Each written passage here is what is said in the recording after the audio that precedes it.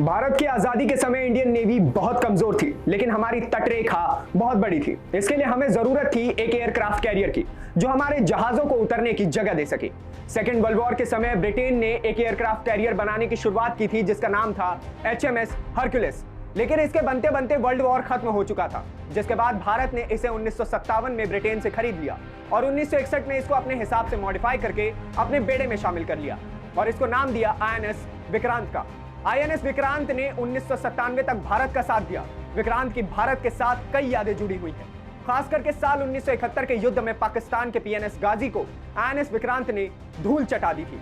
INS Vikrant जब retire हुआ तो इसको तोड़ दिया गया और इससे मोटरसाइकिल बनाने वाली कंपनी बजाज ने खरीद लिया, जिसके बाद इन्होंने बजाज V नाम की एक बाइक निकाली जो इसके लोहे से बनी हुई थी। INS विक्रांत के अलावा भारत के पास एक और एयरक्राफ्ट कैरियर था जिसका नाम था विराट, लेकिन कुछ समय बाद इसको भी रिटायर कर दिया गया। लेकिन उसके बाद हमने यूक्रेन से INS विक्रमादित्य को खरीदा और उसके बाद हमने उसे मॉडिफाई करके हिंदुस्तान के स्वाभिमान में शामिल कर लिया।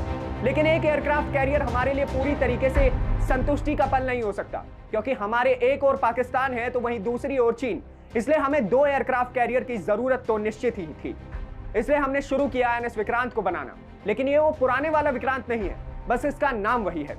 बाकी पूरी तरीके से ये स्वदेशी टेक्नोलॉजी से बना और इसकी टेक्नोलॉजी उससे कहीं ज्यादा विकसित है। तो चलिए, ये तो हो गया भारत के एयरक्राफ्ट कैरियर का पूरा इतिहास। अब आपको बताते हैं आने वाले INS विक्रांत के बारे में। नमस्कार, मैं हूं नितिश ठाकुर और आप देख रहे हैं जनहित टाइम्स। INS विक्रांत को बनाने की शुरुआत 2013 में ही हो गई थी। इसको बनने में कुल 10 साल लगे हैं और ये 2021 से लेकर 2022 तक सी ट्रायल पर था। बात अगर इसकी पावर की करें तो इसमें 1.25 लाख हॉर्स पावर का इंजन है।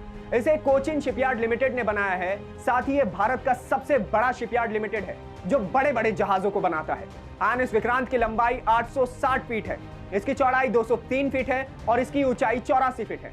ये करीब 2.5 एकड़ का है। टॉप स्पीड की बात करें तो इसकी टॉप स्पीड 52 किलोमीटर है। इसमें 196 ऑफिसर रह सकते हैं, साथ ही 1149 लोग इस पर रह सकते हैं। इसकी सबसे खास बात यह है कि INS विक्रांत में 64 बराक मिसाइल लगी है। बराक मिसाइल को इंडिया ने इजराइल के साथ मिलकर बनाया है, यानी कि इसे आप कुछ आयरन डोम सिस्टम से कंपेयर कर सकते हैं, लेकिन यह उससे भी काफी ज्यादा पावरफुल है। इतना ही नहीं, बल्कि इस पर 76 mm का कैनन लगा हुआ है और इस पर AK-630 मशीन गन लगी है।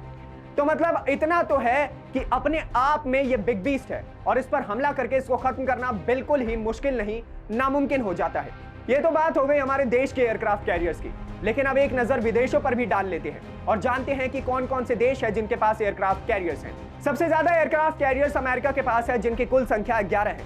वहीं चीन के पास 2, इटली के पास भी 2 और अब भारत भी उन कुछ देशों में शामिल हो गया है जिनके पास 2 एयरक्राफ्ट कैरियर्स हैं। वहीं ब्रिटेन, रूस, फ्रांस और स्पेन के पास एक एयरक्राफ्ट कैरियर्स हैं। समुद्री सेना की ताकत बढ़ाने वाला एक ऐसा हथियार जो दुनिया के सिर्फ 8 देशों के पास है, तो आप समझ सकते हैं कि यह कितना खास है। कैसी लगी INS विक्रांत की ये पूरी जानकारी हमें कमेंट सेक्शन में बताइए। धन्यवाद, देखते रहिए जनहित टाइम्स।